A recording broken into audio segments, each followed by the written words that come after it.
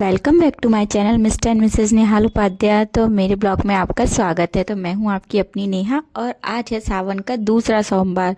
तो सावन के दूसरे सोमवार की सभी शिव भक्तों को हार्दिक शुभकामनाएं। तो बस आज सुबह मैं जल्दी उठकर मैंने सारे काम करके नहा धो के रेडी हो गई थी, क्योंकि आज उपाध्याय जी के साथ मंदिर जाना था और मंदिर में जाके आज हमने रुद्राभिषेक किया दोनों ने साथ में। बस उसके बाद वो स्कूल निकल गए। मुझे घर की पूजा करनी थी, जो मेरा पूरे महीने का जो पार्थिव शिवलिंग का अभिषेक चल रहा है वो मैं डेली ही करती हूँ। तो बस मैं वो निकल चुके थे। बाकी सारे काम करने के बाद अब मैं बनाऊंगी पार्थिव शिवलिंग अपने, क्योंकि अब मुझे अपने घर की भी पूजा करनी है। तो आज का मेरा लुक ये था। आज मैंने पिंक और ग्रीन कलर की साड़ी पहनी हुई थी। मुझे लग रहा था पहले साड़ी लेने से पहले पता नहीं मैं इसे पहन पाऊंगी कि नहीं, लेकिन कंफर्ट थी, हल्की साड़ी थी। तो बस अब मैंने अपने पार्थिव शिवलिंग बनाने के लिए रेडी हो गई। तो बस अब मैं पूजा की तैयारी कर रही हूँ। और वहाँ हम मंदिर का शूट नहीं कर पाए आज सुबह, क्योंकि जब कोई होता नहीं है ना शूट करने वाला तो नहीं हो पाता है। मैं आपको बता रही हूँ ना कि मुझे खुद ही अपनी वीडियो बनानी पड़ती है। तो सच में बहुत मेहनत से बना पाती हूँ। तो बस आप देख सकते हैं कि मैं पूजा की तैयारी कर रही हूँ। और मैं पार्थिव शिवलिंग का आज डेली तो वैसे सिर्फ शिवलिंग ही बनाती हूँ भोले बाबा के लिए। आज उनका पूरा परिवार बनाऊंगी, मतलब 5 जो होते हैं ना, नंदी बाबा, गौरा मैया, कार्तिकेय जी और एक को गणपति बाबा। तो बस ये सब का निर्माण करूँगी और मतलब निर्माण क्या, हाँ, मतलब मिट्टी से बनाऊंगी। तो बस जब हम पार्थिव शिवलिंग बनाते हैं तो मिट्टी में थोड़ा सा गंगा जल डालना होता है। उसके बाद मिट्टी आजकल बारिश के चक्कर में बहुत ज़्यादा गीली हो रही है, तो बहुत मुश्किल से बन पा रहे हैं। और मैंने अलग से मिट्टी मंगा के रख ली है, किसी गमले से मिट्टी में नहीं ले रही हूँ, क्योंकि मुझे पूरे महीने शिवलिंग बनाना है। तो बस मैंने शिवलिंग बना लिए थे, मेरे इस प्रकार के कुछ शिवलिंग थे। और बाकी मुझे ये ज़्यादा अच्छे से नहीं आते बनाने, बस मन का भाव होना चाहिए कि हाँ, हम इस रूप में इनकी पूजा कर रहे हैं। तो भगवान जरूर अर्पण करते हैं। तो बस अब हम ये अभिषेक चालू करते हैं। तो सबसे पहले हमने उनको जल से स्नान करवाया, गंगा जल से स्नान करवाया। फिर मैं क्या पूरा पंचामृत इकट्ठा बना लेती हूँ, दही, शहद और दूध और चीनी, गंगा जल ये सब मिला के। क्योंकि अगर अलग अलग से स्नान करवाते हैं तो क्या होता है ना, मिट्टी बहुत ज़्यादा गीली है और शिवलिंग मतलब सही से प्रॉपर नहीं हो पाते। तो बस एक ही बार उनको मैं कटोरी में सब कुछ मिला के फिर सबसे स्नान करवाया। फिर बस अब उनको चंदन से तिलक लगाते हैं। चंदन के बाद उनको जनेऊ रूपी वस्त्र अर्पण करते हैं। अगर जनेऊ नहीं भी हो, आज मेरे पास जनेऊ नहीं था, तो मैंने कलावा रूपी वस्त्र अर्पण किया। बस उसके बाद उनको कलावा लगाने के बाद उनको हम चावल और जो साबुत चावल चढ़ाते हैं, और चावल चढ़ाने के बाद में उनको फिर हम लोगों ने ये कौवे का फूल, क्योंकि सफ़ेद फूल उन्हें बहुत प्रिय होते हैं, धतूरे, कौवे, बेलपत्री, बस बेलपत्री की डंडी तोड़कर उस पर चंदन लगाकर और उस पर चावल अक्षत लगाकर।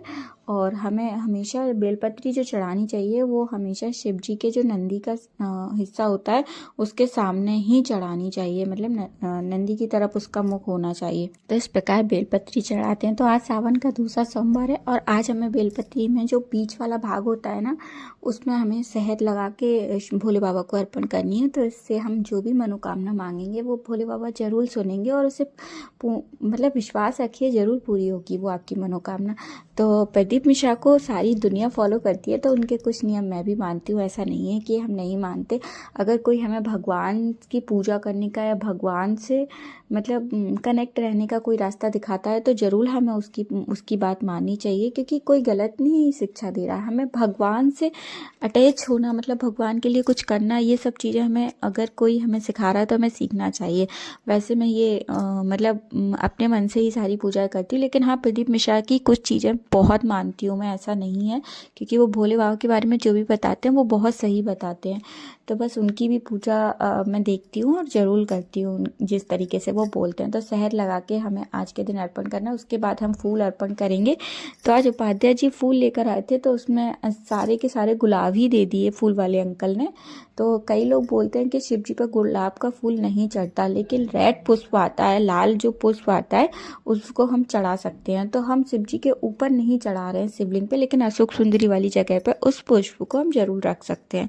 और गौरव मैया को, नंदी बाबा को हम गुलाब का फूल चढ़ा सकते हैं। तो बस साथ साथ मैंने गणेश जी की पूजा और उनके जो पूरे शिव परिवार की पूजा मैंने उसी के साथ साथ की। और जो भी उसके बाद मैं जो काशी विश्वनाथ से भस्म लेके आई थी, भस्म, अबीर, गुलाल, ये सब भी बाबा पे चढ़ाया।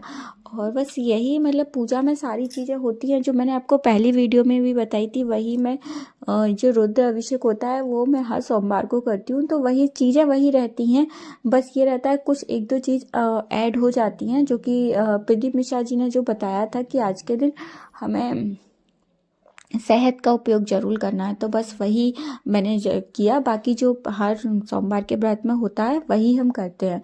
तो बस उसके बाद फिर ये सब चढ़ाने के बाद हमें भोग के लिए दक्षिणा भी जरूर चढ़ानी चाहिए बाबा को, और भोग चढ़ाना चाहिए। भोग में हम सफ़ेद दूध की बनी हुई चीज़ें या फिर फल चढ़ा सकते हैं। तो अभी फ़िलहाल मैंने फल अर्पण किया था बाबा को। शाम को मैं उनके लिए मिठाई जो भी हो वो मतलब जब मैं उनका विसर्जन करूँगी तो उससे पहले उनका भोग भी लगाती हूँ मैं। तो ये कुछ मेरी पूजा संपन्न हो गई थी। और आज सच में मिट्टी बहुत ज़्यादा गीली थी, वरना बहुत अच्छे बनते हैं शिवलिंग आज। तो आप देख सकते हैं। जय हो शिव शंभू की, हर हर पार्वती पते नमः। तो बस मेरी पूजा समाप्त हो गई थी। और जैसे सफ़ेद चीज़ों का भोग होता है तो आज मैं मिश्री का भोग लगा देती हूँ। और अब जैसे मैं डेली हवन नहीं करती, हमेशा आपको हर वीडियो में बताती हूँ, लेकिन सोमवार को एक छोटा सा हवन जरूर करती हूँ। क्योंकि हम कोई भी पूजा करते हैं जो कि ओकेशन वाइज रहती है, जैसे अमावस्या हुई, पूर्णिमा हुई, तो एक हवन जरूर करना चाहिए।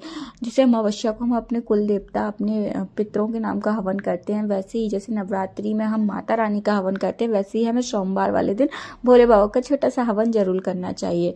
तो बस मैंने उनका हवन किया, उनके नाम की आहुति दी और बाबा से प्रार्थना की कि बाबा सब कुछ अच्छा रखें, मेरे पूरे परिवार को खुश रखें और बस सबको संपन्न रखें, सबकी इच्छाएं पूरी करें।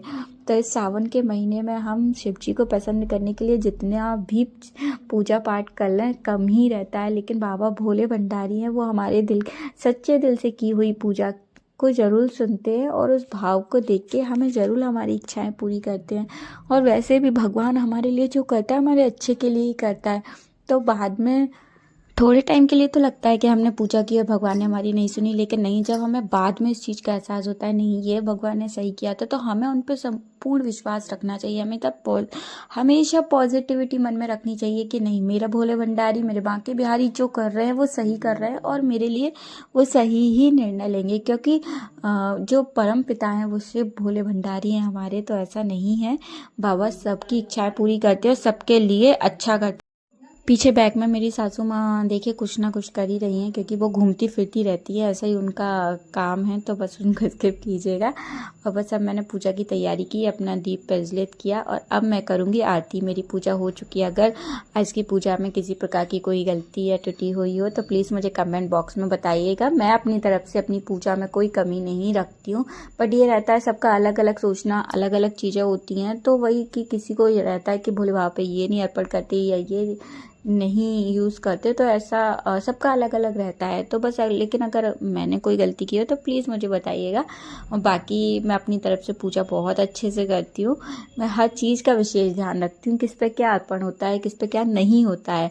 तो बस वही लाल गुलाब जो रहता है वो अशोक सुंदरी वाली जगह पे ही चढ़ाया जाता है, क्योंकि मैया वहाँ पे उनके मतलब जो कमल स्थान होता है वहीं शिवलिंग के ऊपर भले ही ना रखें, लेकिन आजकल ऐसा नहीं है कि नहीं रखते। बाकी मैंने आरती की भोले बाबा की, पहले मैंने गणपति जी की आरती की, उसके बाद मैंने भोले बाबा की आरती की, क्योंकि गणपति बप्पा हमारे सर्वप्रथम है। हर पूजा में सबसे पहले उनकी पूजा ही की जाती है। जैसे सारी पूजाओं से पहले हम दीप प्रज्वलित करते हैं, मैं हर वीडियो में आज नहीं बताया, लेकिन हमें पूजा स्टार्ट करने से पहले दीप का पूजन और दीप पूजा जरूर करनी चाहिए। दीप प्रज्वलित करने के बाद ही अपनी पूजा प्रारंभ करनी चाहिए। वैसे ही हमें हर पूजा से पहले गणपति बप्पा जी की आरती जरूर करनी चाहिए, क्योंकि सर्वप्रथम होते हैं वो, हर चीज़ में सर्वप्रथम गणपति बप्पा की पूजा की जाती है।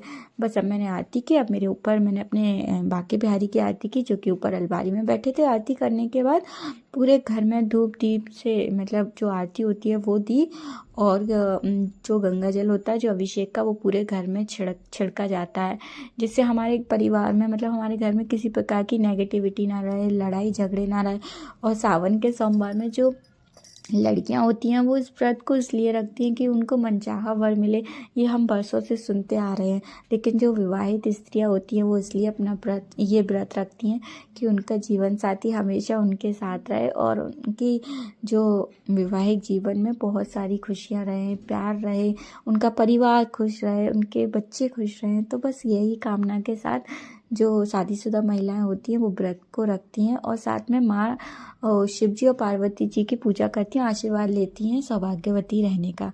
तो बस मैंने पूजा की और लास्ट में पूजा करने के बाद माँ गौरा से जो सिंदूर होता है वो ज़रूर लेना चाहिए और बस भगवान से प्रार्थना की कि सबकी मुरादें पूरी करें, सबकी इच्छाएं पूरी करें।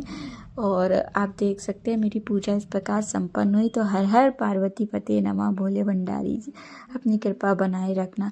बस पूजा करने के बाद अब मैं अपने रूम में आई और आज मेरे रूम की हालत कुछ बहुत ही ज़्यादा गंदी थी, बहुत फैला हुआ था क्योंकि कल थोड़ी चीज़ें हुई घर पे। और बात बाकी अब क्या है, अब देखिए हमारे घर का काम चालू होने वाला है तो शायद हम लोगों को कहीं और शिफ्ट होना पड़ेगा। तो उसका भी मैं आपको बताऊंगी आगे चल के कि हम कब शिफ्ट हो रहे हैं। और बहुत लोग होम टूर की डिमांड कर रहे थे मुझे डीएम करके, तो मैं ज़रूर आपको अपना होम टूर करवाऊंगी, ऐसा नहीं। और अगर मेरा ब्लॉग पसंद आया हो तो प्लीज़ लाइक शेयर सब्सक्राइब कीजिए। थैंक्स।